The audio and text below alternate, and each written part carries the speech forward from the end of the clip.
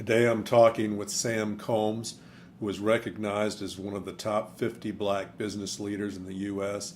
by Black Enterprises magazine. Sam's received many honors, including the Distinguished Alumni Award from OSU and the Oklahoma Star by Governor Brad Henry. He's active in public affairs and is especially interested in helping underserved communities. He's also a member of the Tulsa chapter of the black fraternity Sigma Pi Phi that mentors young black men and helps them become leaders in the African American community. Sam's a good example of how education will elevate your life. Because he worked hard on his grades in high school, Sam was able to get scholarships at Oklahoma State University, where he studied industrial engineering and management. He began his business career at AT&T and then moved to Oklahoma Natural Gas, where he saw more opportunity and rose to become president of ONG in 2001 and then president of ONEOK Distribution Companies in 2005. In 2009, he left corporate life and formed his own management consulting firm and a private investment company where he's built a diverse portfolio of investments in banking, energy, healthcare, manufacturing, professional sports, and real estate. Sam, what people and experiences growing up motivated you to want to go to college? Well, I was fortunate. I had in my family educators, an uncle and an aunt. My dad was a college graduate, and I guess the thing that influenced me the most was their expectations of me. They spoke to me in a way, they interacted with me in a way that communicated that I was expected to go to college. I never thought I wouldn't go. And so I think that's a big part of preparing students to go mentally. And when I interact with young people, I talk to them in a way that says, I expect you're going to college. For example, I will say to them, when you go to college, I don't speak to them in terms of, would you like to go to college? And that the outcome and the result and the destination and understanding the destination is very important. The rest of it is details, how we get there. So, what things did you do in high school to help you reach your goals? Were there particular classes you took, or how did you basically arrange your schedule and things to? Sure.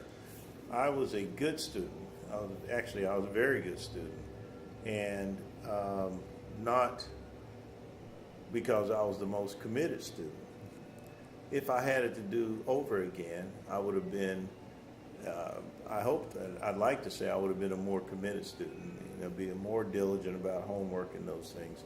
And I recall an English teacher getting on me when she gave me a B for an 89 average. She says, Combs, you're getting this B because you're capable of more.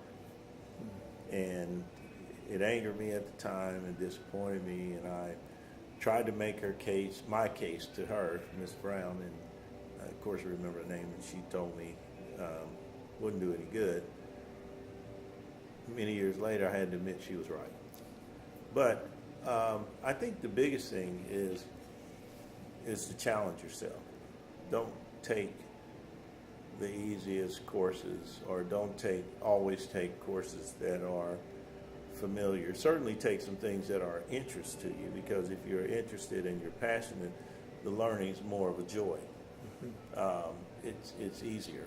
But take the math, the sciences, those things, even if they're not your best subjects. We all need a certain amount of that to function well in this world. Plus, I don't know how you get around just what I call a natural and intellectual curiosity. I've always been interested in things I didn't know. I found that it was just interesting to learn new things. So instead of saying, oh, I can't do math, why not say, I want to find out more about that? It's just a different perspective. So a lot of the kids that I talk to don't have expectations to go into college because of the cost.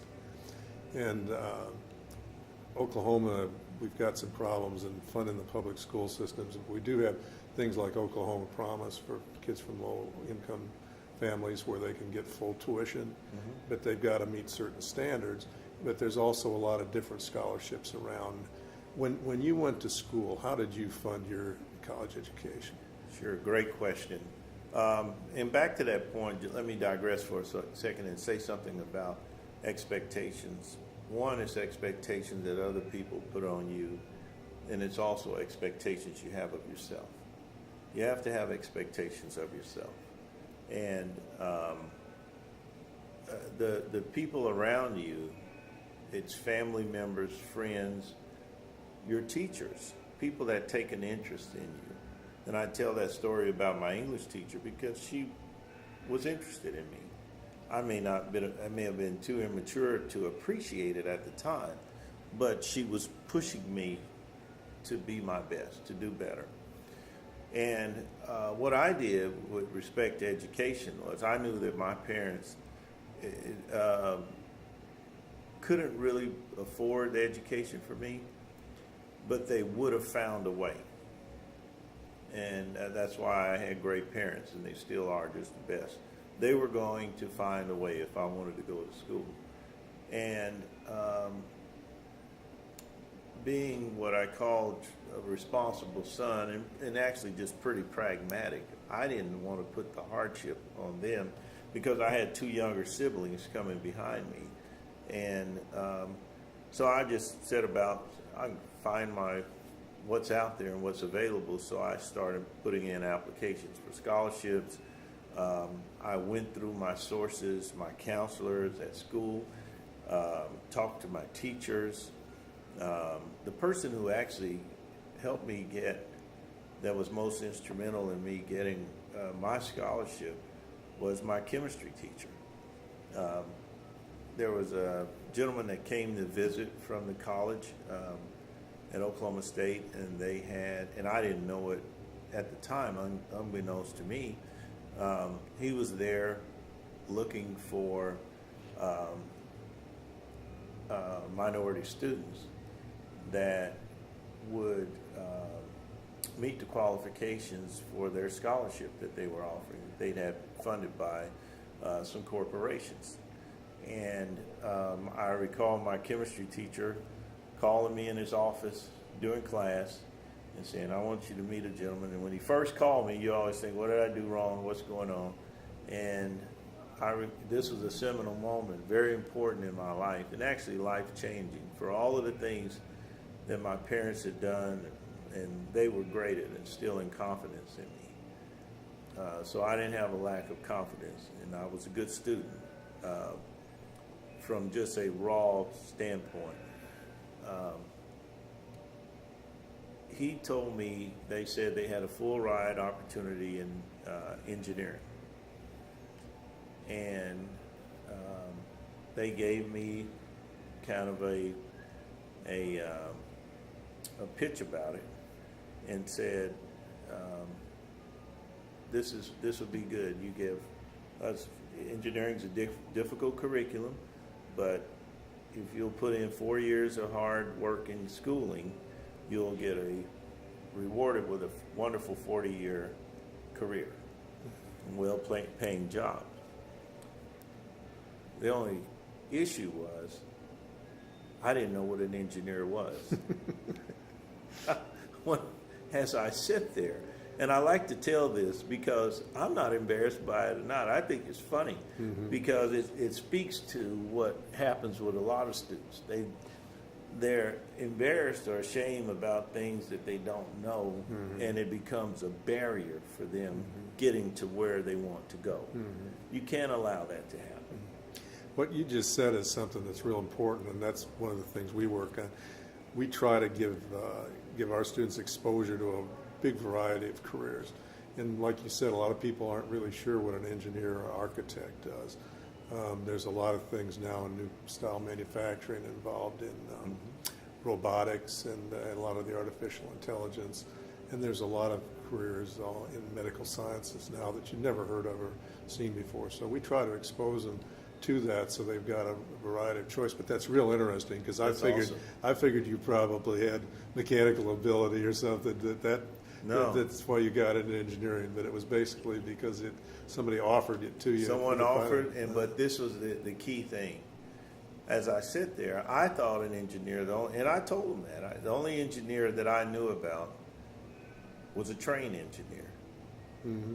And it sounds funny now, but it speaks to what happens with a lot of minority kids, and it speaks to that notion of exposure. They're not exposed to it.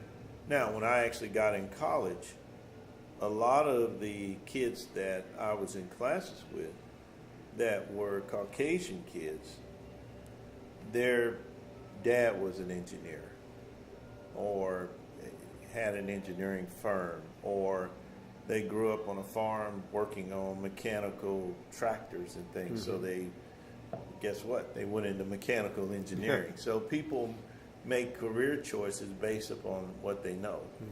And I'm an example of that. And actually, I go back and say I was a good student from a family that had an education, and you think there was some exposure there, but you just don't know what you don't know. And but the key moment there was my chemistry teacher turned to me and said, "Sam, I believe you can do this. You can do this."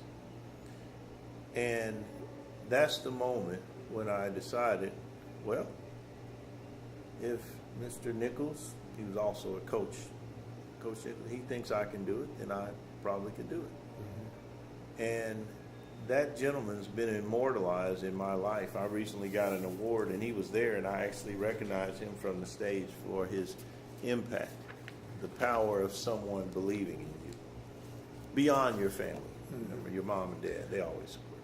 So was the main reason you went to OSU the financial assistance you got there? Simply that. It was right up the street. I had a familiarity with it. I was graduating from Stillwater High at the time, and it was a good school, and they had a top 5 industrial engineering school. Because I did ask the question once I had an understanding, this is the direction for me. One thing, I had always wanted to be a businessman. And if you'd have asked me, what's a businessman do, I couldn't tell you, except they go to an office in a building every day. And I said, that sounds like something I'd like to do. And so I saw you had business management along with your engineering degree, so you're pursuing your passion when you went to school. That's right. It was a compromise. As much of life is, you make compromises. I didn't want to give up everything. So I asked them which engineering discipline or degree was the most closely related to business, because that's what I really wanted to do. And I said, I'm willing to try this and take this path. If you tell me it's good, and it'll open up more job opportunities because it's a technical field. And they said industrial engineering and management is the way to go. That's really interesting. Yeah. So why did you decide to take that first job with ONG? Actually, I had a job. That wasn't my first. I worked for them one summer as an intern, and when they invite you in to be a summer intern, even though you're an engineer, you get some part of it exposure to their engineering part of the company and their processes and their department, engineering department. But probably half of the summers just with them on their training program was just spent out working as a laborer, because their management, senior management, was largely made up of engineers. They were an engineering-based company as a utility, and they wanted engineers to have that bottoms-up, appreciation for the work. And then also it allowed you to learn the system, the natural gas, the system through which they move the gas. But I actually started my career with Southwestern Bell as part of the Mall Bell or AT&T system. And again, this was one of those kind of a pragmatic moment. Southwestern Bell they came to campus, and they were, like a number of companies, recruiting students, and I had worked for John Deere and Boeing doing the summer jobs, and so one of the things I did to differentiate myself was just that. I made sure that I applied and got good quality summer engineering jobs related to my discipline. Some people may choose to go home and work in a local retail store or convenience store near home, or just whatever type of work they can get. But I understood, and I think I was given that advice by someone at school. I don't even recall, but it was good advice. And I tried to pursue those opportunities, because there were every year in the spring there was always companies on campus that were hiring interns for the summer, and it required that I lived in. One summer I was in Wichita, Kansas with Boeing. Another summer I was in Waterloo, Iowa with John Deere, and one summer here in Oklahoma with Oklahoma Natural Gas. But those experiences gave me practical work experience and real world exposure to engineering. Two of them, Boeing and John Deere, were in large manufacturing plants, which is traditional industrial engineering work. The natural gas utility with Oklahoma Natural was more energy pipeline type work. But what I found was industrial engineers do well just about anywhere, because it's really a discipline that deals with processes and improvement of those processes. And you use science and mathematics to do that. So it was, my summer internships were very, very, and that led me to Southwestern Bell as my first career job, and very good training. Then you went on to ONG. Yes. And then you rose to the ranks of ONG, and then you were president of division of ONEOK. Yeah, kind of non-traditional pathway. Actually, after Southwestern Bell, I went into their management development program, and again, this was one of those situations where I had been advised that companies that had training programs were good places to look at. And this one was a little risky, because Southwestern Bell at that time had their management training program. It had the prospect, opportunity for you to rise fast. But on the other hand, you could wash out the first year. They didn't agree that they were going to keep you past the first year.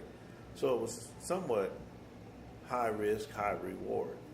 And some of the students shied away from it for that reason. But I said, if it accelerates my career, it's only 1 year. What can they do? Kill me? And that's a joke. And it's tough. You got a lot thrown at you. But you learn a lot too. 5 years later, AT&T, which was the parent company of Southwestern Bell, was broken up by government regulation. They perceived that it was too much of a monopoly, because it was the telephone company throughout the United States and a lot of parts of the world, and it was very large. And so during that time is when I left and decided it's time to change career paths.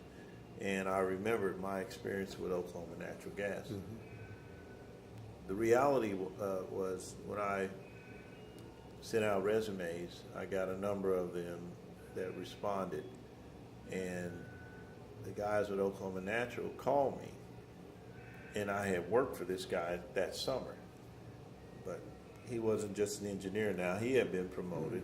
And The guy that was with him was a vice president. So when I sit down with them, I took a pay cut and I took a lower status job. I was already in management with the Bell system in AT&T, and with them I went back to being an engineer trainee. And why do I bring that up? Because I tell students a lot that a lot of people think successful careers are the pathway is straight up. And I tell them it's not true. It's usually a winding pathway. Some of it, some up, some down, some just flat line lateral. The question you should ask yourself is, are you growing, and are you learning, and are you growing? And do you have a plan? And so and that was an instance where I took a $10,000 pay cut. Now I was married and first child, had one child, and went back from management to just being a trainee, kind of like being in the military, going from being an officer to an enlisted man. And, but the thought was that my opportunities here long term were greater. And boy, were they. So one of the things that I think is interesting is people that have been successful going up the corporate ladder, there's different approaches and things that they did that made them successful and made them move up. I know one of the persons I interviewed started out as a petroleum engineer, and he ended up as an executive at Conoco. And he always talked about the things that he did once he decided he wanted to go for a management position rather than just a staff position. What was your mindset? I mean, how did that change the way you behaved, and what are some of the things that you did when you were moving up the ladder that you thought were significant that helped you move up to the president's level? That's a great question. You try to emulate success. I had a gentleman tell me once, a good mentor, that in life you become the average of the 6 people that you spend the most time with. And I thought that what a wonderful way to put it. So I've adopted that and put it in my bag of things of saying you become the average. And that's what I think young folks should remember. You're not the best of that 6. So, hello, who are your friends? Who are you spending your time with? And how are they stimulating? So in the workplace, recall that when I started out, I said I wanted to be a businessman. And so my engineering skill sets and degree was really a means to an end. It opened up the pathway. And now I had to start to learn the difference between being a technical engineer, whether it was in the field and you're wearing boots, it's still a technical field, and the expectations of what people ask you to do and the type of work is different to saying I want to go into management and go from there and move up. And which is really more of a business role. And so I studied the people who I thought were successful at it. How did they conduct themselves, their temperament? How did they speak? What did they speak about? How much did they speak? How little did they speak? How did they dress?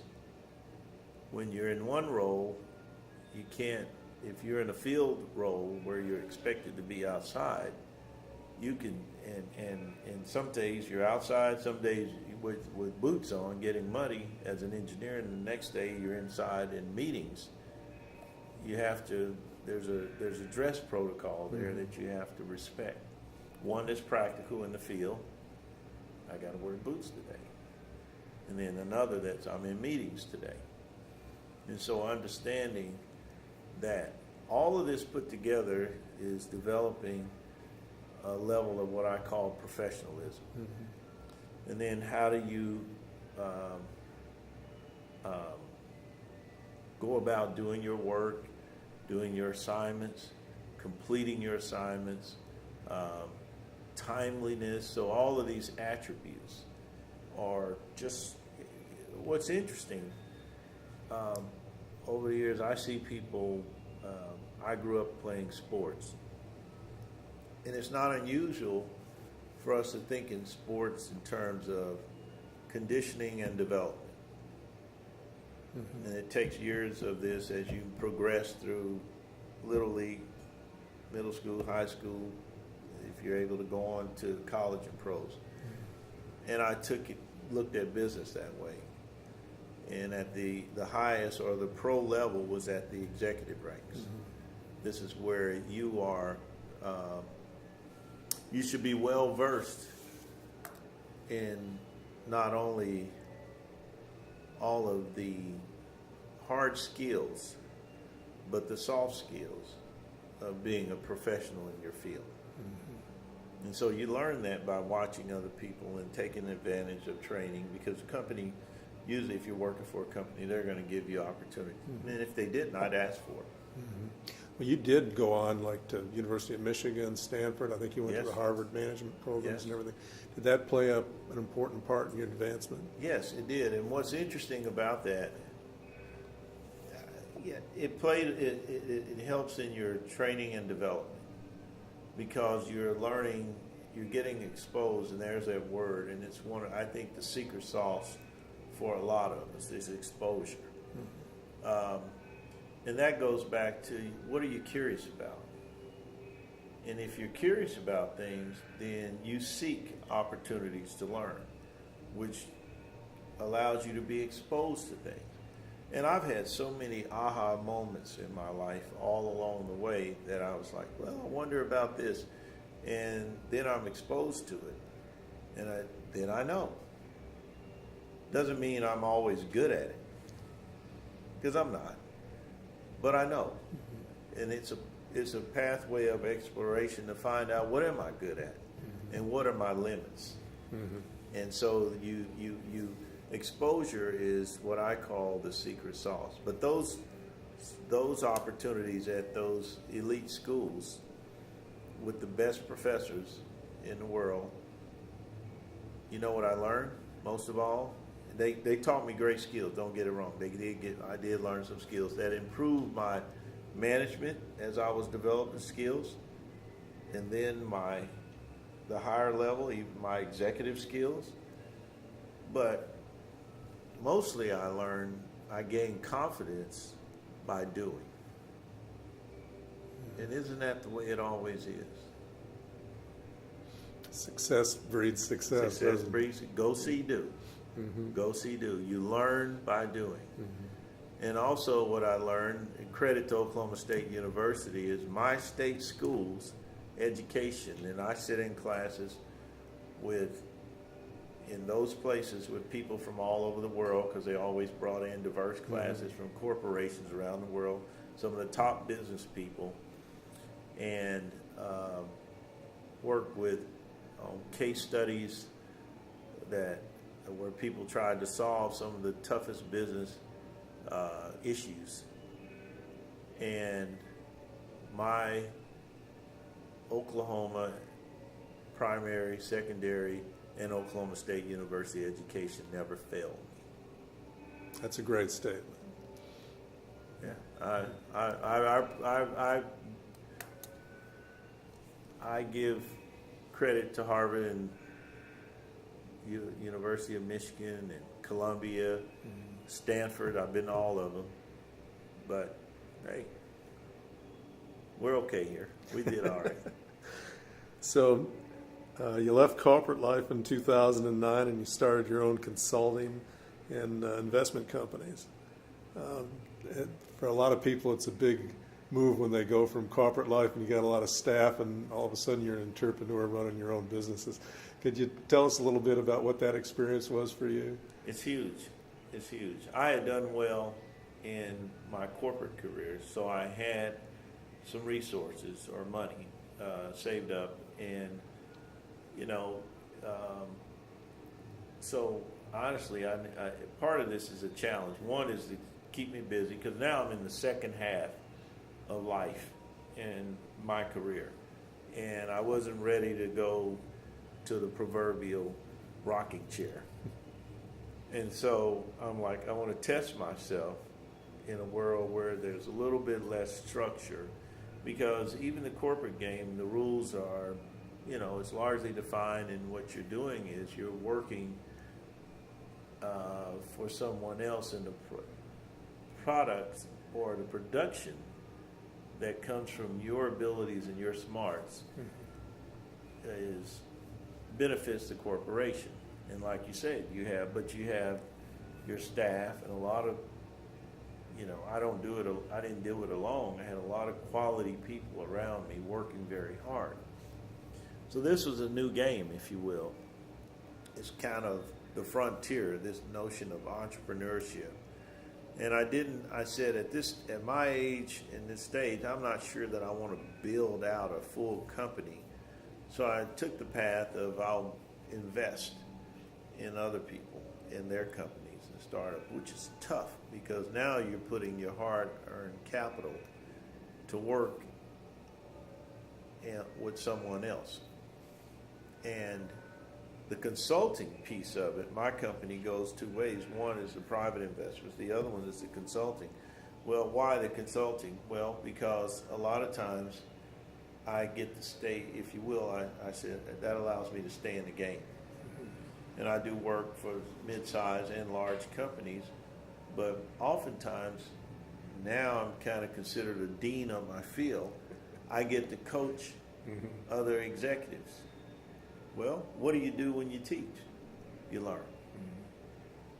Teaching is learning. Learning allows you to teach. And I don't know where I learned that, but I learned that. So that keeps me relevant and kind of keeps my skills sharp without going to the corporate office every day. And then I applied that. The thinking was I'll apply that in trying to find good investment opportunities. Doing a real estate project right now. Never developed real estate before. You could lose a lot of money. Those personal guarantees of the bank loans are tough, aren't they? Hey, yeah. And here's the thing I would like. You learn from your mistakes. The bigger the mistakes, the more you should learn. Yeah. I've made a lot of mistakes. I make mistakes. And so I'm not some guru that gets it right all the time. But what you should do is be a student of the game, be a student of life. Learn, study, find the best people to be around, those things, so that they're feeding you good things. And that's what I would pass on to young people, not that you can't have your friends, but also make sure that you're finding that you're getting exposed to people that are going to teach you more. For somebody that's, like in middle school or just in early part of high school, and they're struggling, thinking about, their future and a career. Sure. What are the most important things you think kids that age should focus on? Sure. First thing I would tell them, every day when you get up, look in the mirror and say, I am the captain of my ship. If it is to be, it's up to me. Why do you say that? With God's help. Because one, if you got God on your side, guess what? You don't need anybody else. Number two, building confidence in yourself and self-reliance to where you understand what was the famous word, and this may not relate to young folk, but I think it was in the movie A League of Their Own, and it was about women baseball players during World War II, because all the men were all fighting war. And there was a scene in there where the lady gets hurt, hit with the ball or something. The coach says, who was a guy, he says, and she starts crying. And he goes, there's no crying in baseball. And the point of that is for that student that's out there, the idea is, the challenge is to figure it out. It's nobody's fault. Everybody's born in the world, and everybody's going to have opportunities.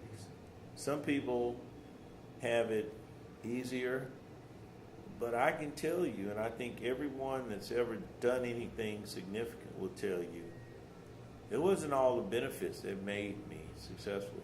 It was really my challenges and my pain and my failures. When you fall down, get up. When you fall down again, get up again. Don't ever stop getting up. And put it on you. Don't blame other people. Because why? We say these things and we don't tell people why. Because when you accept it on yourself, then you start to find ways to get through. When it's someone else's fault, you sit down and cry. And there's no crying in baseball. Or in life. Or in life. Nobody cares. So I'd say to that student, look around you, 360 degrees. Every time you walk in a room, every time you walk out, if you see someone you want to ask a question or meet, go up and introduce yourself. Meet them, ask a question. Take the step. And that's the first step of success. Okay. Put yourself out there. Well, Sam, thank you very much. I appreciate you visiting with me. We're going to put this up on the site, and I know it'll be Awesome. heard by an awful lot of Thank people. you. Thank you very much. Thank you for your attention.